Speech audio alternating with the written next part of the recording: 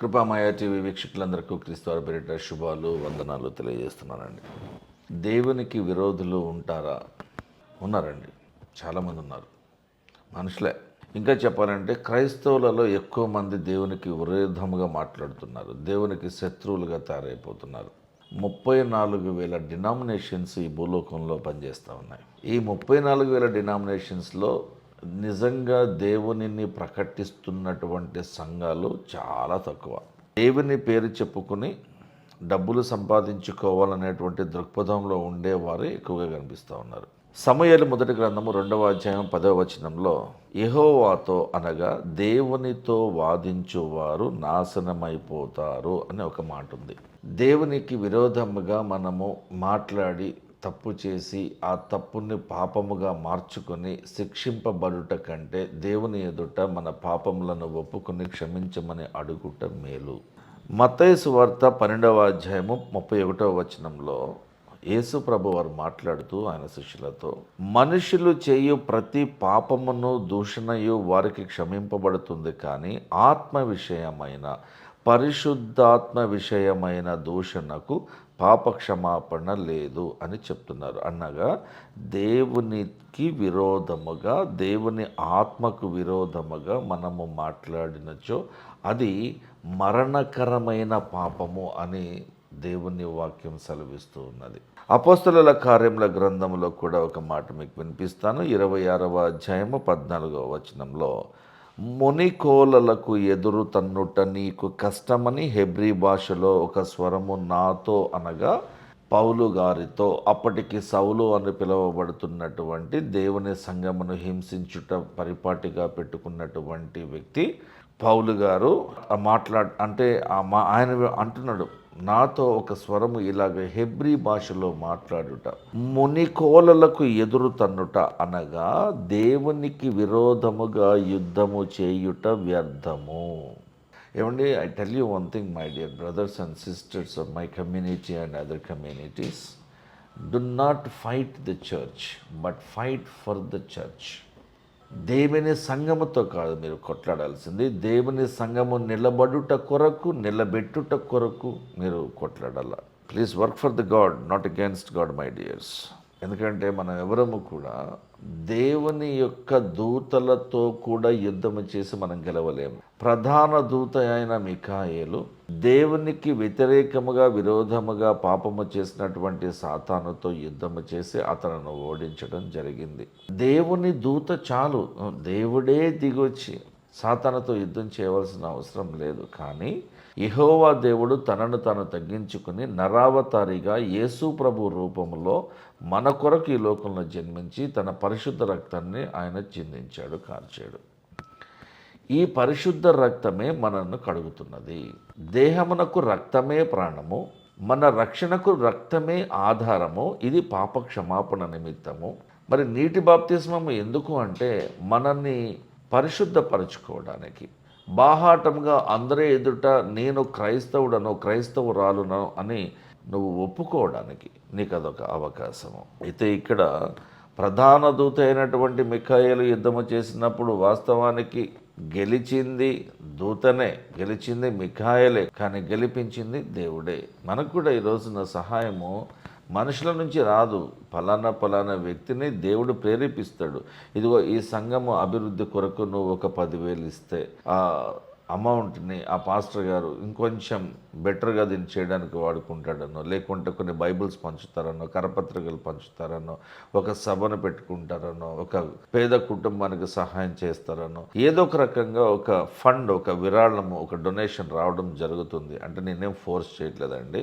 దేవుని యొక్క ప్రేరణ నీలో ఉంటేనే అది జరుగుతుంది. కానీ ఒక పాస్టర్ అడిగాడని, పాస్టర్ దేవుడు నాతో మాట్లాడాడండి, ఈ సంఘాభివృద్ధి కొరకు 10,000 మీరు ఇస్తున్నట్టుగా నాకు రాత్రి దేవుడు కల్లో చూపించాడండి అంటే అది దేవుడు చూపించినటువంటి ఫలానా విజన్ కాదు నాయన.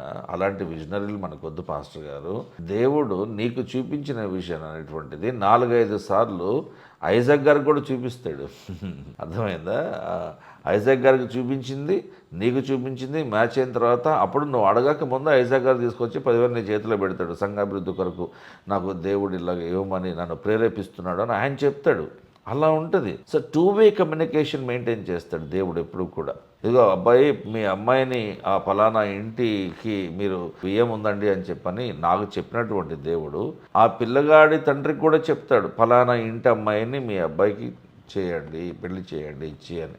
ఈ టూ వే కమ్యూనికేషన్ దేవుని దగ్గర ఉంటుందని మీరు గుర్తుపెట్టుకోవాలి. అయితే ఇప్పుడు మనం నేర్చుకోవాల్సింది ఏంటంటే, సాతాను క్రైస్తవ విశ్వాసులను ఆ విశ్వాసం నుండి బయటకు వెళ్ళేటువంటి ఎన్ని మార్గాలైతే వాడికి కనిపిస్తూ ఉంటాయో, ఎన్ని మార్గాలైతే ఉంటాయో, ప్రతి మార్గాన్ని కూడా వీడు ప్రయత్నం చేస్తూనే ఉంటాడు. అంటే మనల్ని ఓడిస్తూ ఉంటాడు, ఓడించే ప్రయత్నం చేస్తూ ఉంటాడు. దేవునికి మనము చెందిన వారము కాకుండా చేయాలని వాడి ప్రయత్నం. పరలోక ప్రయాణం అండి. ప్రపంచంలో ఒక మనిషి చేయగలిగిన అద్భుతమైన ప్రయాణం ఒక్కటేనండి, అది పరలోక ప్రయాణము. ఇది నువ్వు ట్రైన్కి టికెట్ బుక్ చేసుకున్నంత ఈజీగా, కన్వీనియంట్గా, కంఫర్టబుల్గా వెళ్ళేటువంటి జర్నీ కాదు. ఇది చాలా కష్టమైనటువంటి ప్రయాణము. ఒక్కసారి పరలోకము అనేటువంటి ఆ బండిలో వెళ్ళగలిగితే, ఎక్కగలిగితే, అక్కడి నుంచి నీ ప్రయాణం సుగమంగా వెళ్తుంది. కానీ దీనిలో రిజర్వేషన్ దొరకటం కష్టం. దానికి ఒక అర్హత ఉండాలి. పాప క్షమాపణ ఉచితమే, దేవుడు క్షమిస్తాడు, అది ఉచితమే. రక్షణ ఉచితమే. కానీ ఇది ఎక్కడ పడితే అక్కడ సింపుల్గా దొరకదు. ఇది ఇప్పుడు మనము విశ్వాసము ద్వారా ప్రయాణము చేసి ఎన్నో కష్టాలు పడి, పౌలు గారు అంటాడు కదా, నా ప్రయాణము దేవుని కొరకే, నేను ఎన్ని కష్టాలు పడినా సరే నేను పరలోక ప్రయాణంన కొరకై నా మార్గంను సుగమము చేసుకునే ప్రయత్నం చేస్తున్నాను, మీరు కూడా అలాగే చేయాలి అని ఆయన ఒక మాదిరిగా అందరికీ చెప్పి ఆయన వెళ్ళిపోయాడు. చివరికి చంపుతానంటే కూడా, చంపుకుంటారా బాబు, నాకేం భయం లేదు, బాధ లేదు, మీరు నన్ను చంపగలరు, నాలో ఉన్న ఆశయం చాలామందికి నేను ఇచ్చేశాను, నా తర్వాత తీతు ఉన్నాడు, నా తర్వాత తిమోతి ఉన్నాడు, ఎంతోమంది నేను రెడీ చేసి పెట్టాను, ఏం పర్వాలేదు, నేను ఒక్కడిని చనిపోయినంత మాత్రాన సువార్త పని ఆగిపోతుందని మీరు అనుకుంటున్నారేమో, రోమా ప్రజలారా, రోమా అధికారులారా, మీరు నా ఆశయాలను చంపలేరు, మీరు నన్ను మాత్రమే చంపగలరు అని ఒక హతసాక్షిగా పౌలు గారు కూడా చనిపోవటం జరిగింది. చూడండి, దేవుని విరోధులు దేవుని కొరకు పనిచేసినటువంటి దైవజనులను చంపేస్తున్నారు. అలాగే అందరినీ, ఒక యోహాను తప్ప మిగతా వారందరూ కూడా హతసాక్షుల వలన ఉన్నారు. యేసు ప్రభువారు హతసాక్షిగానే ఉన్నారు. ఇకపోతే నేను ఈ మధ్య కాలంలో చూసినటువంటి కొంతమందిలో దేవునికి విరోధంగా పనిచేస్తున్న వారు ఎవరయ్యా అంటే, చాలామంది క్రైస్తవ సంఘాలను నడిపిస్తున్నవారు.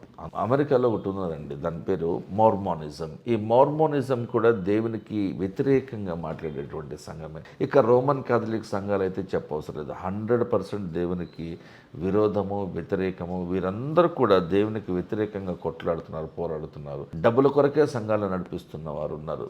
నకిలీ స్వస్థతలు జరుగుతున్నాయి ఈ రోజున సంఘాలలో. అందుకనే దేవుడు అంటున్నాడు కదా, మీ దొంగ భక్తి వలననే కదా అన్యజనులలో నా నామము దూషించబడుతున్నది అని చెప్పని దేవుడు ఎంతో బాధపడుతున్నాడు, మనసులో నొచ్చుకున్నాడు ఆయన. మనము చేసేటువంటి ప్రతి బోధ కూడా పరలోకంలో దేవదూతలు సంబరాలు చేసుకునేలా ఉండాలి, కానీ మనం ఇచ్చే మెసేజ్ అంతలా వారిని ఎక్సైట్మెంట్కి గురి చేయాలి. కానీ దేవుని మనసు నచ్చుకున్నటువంటి లేదా నచ్చుకునే విధంగా ఉండేటువంటి ప్రసంగాలు మనము ఈ భూలోకంలో చేయకూడదు. చేసినచ్చు మనకు శ్రమలు విస్తరించునగాక. కాబట్టి దేవునికి లోబడి, ఆయనకు భయపడి, శనగక గొణగక మనము దేవుని కొరకు నిజాయితీగా ఒక్క రూపాయి కూడా ఆశించకుండా సేవ చేసేటువంటి మనస్తత్వము, అటువంటి స్వభావము మనకు ఉండాలని కోరుకుందాం. చిన్న ప్రార్థన కొరకే తలలో ఉంచుతామండి. పరలోకమందున్న మా తండ్రి, మా ప్రార్థన ఆలకించండి ప్రభువా. నీకు వ్యతిరేకముగా మేము పోరాడి చేయగలిగింది, సాధించగలిగింది ఏమీ లేదని మాకు తెలుసు ప్రభువా. అయితే మాలోనే కొంతమంది తెలియక దైవజనుల వేషములో మేక వన్నపులి వలె, తోడేలు చర్మ కప్పుకున్నటువంటి మేక వలె ఎంతోమంది ఈ రోజున క్రైస్తవ సంఘ ఆరాధనలో చొరబడి ఉన్నారు ప్రభువా. వీరందరినీ కూడా మేము గుర్తిరిగి వారందరినీ కూడా సంఘము నుండి వెలుపలికి త్రోసివేసి సంఘమును మేము కాపాడుకున్నటువంటి విషయమే మాకు సహాయం చేయండి. ప్రపంచ దేశాలలో జరుగుతున్నటువంటి ప్రతి ఒక్క పరిచయను కూడా మీరు దీవించి ఆశీర్వదించండి ప్రభువా. నీ కొరకు పనిచేసినటువంటి దైవజనులందరినీ కూడా మీరు స్వస్థపరచండి నాయన. కెన్యా దేశంలో ఎంతోమంది క్రైస్తవ విశ్వాసుల జీవితాలు నాశనం అయిపోతున్న, దుర్భరంగా మారిపోయిన ప్రభువ. చర్చల మీద దాడులు జరుగుతున్నాయి, విశ్వాసులను చంపేస్తున్నారు. కొన్ని వందల మంది అక్కడ విశ్వాసుల ప్రాణాలను పోగొట్టుకుంటున్నారు ప్రభువ. మరింతగా క్రైస్తవ్యం అక్కడ ప్రబలాలని, మరింతగా క్రైస్తవ్యం అక్కడ విస్తరించాలని నేను మనస్ఫూర్తిగా కోరుకుంటున్నాను ప్రభు. నీ చిత్తం అయితే మేము కూడా ఏదో ఒక విధముగా మేము వారికి సహాయం చేసే విషయమే మాకు సహాయం చేయమని యేసుక్రీస్తు వారి పరిశుద్ధ నామంలో ప్రార్థించి వేడుకుంటున్నాను తండ్రి. ఆమేన్. Thank you.